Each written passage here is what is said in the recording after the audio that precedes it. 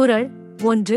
அகர முதல எழுத்தெல்லாம் ஆதிபகவன் முதற்றே உலகுயூர். பொருள்: அகர ஒலியே எல்லா எழுத்துகளுக்கும் முதல்.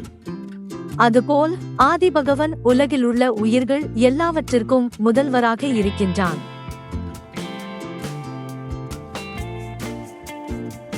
குறள் 2.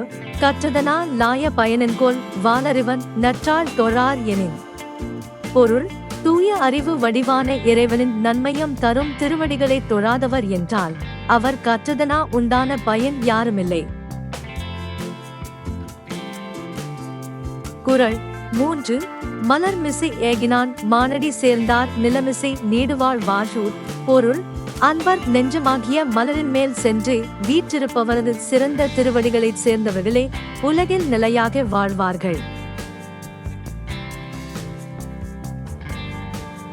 குறள் 4. வேண்டுதல் வேண்டாமே இல்லானடி சேர்ந்தார்க்கு யாண்டும் இடம்பை இலஜூர். பொருள்: விருப்பம் வெறுப்பும் இல்லாதவனாகிய இறைவனின் திருவடிகளைச் சேர்ந்தவர்களுக்கு எவ்விடத்திலும் எக்காலத்திலும் துன்பம் இல்லை.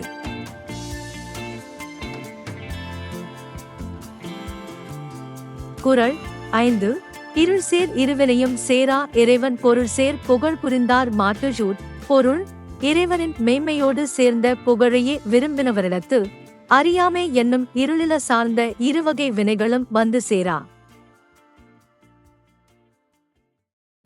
Thanks for watching.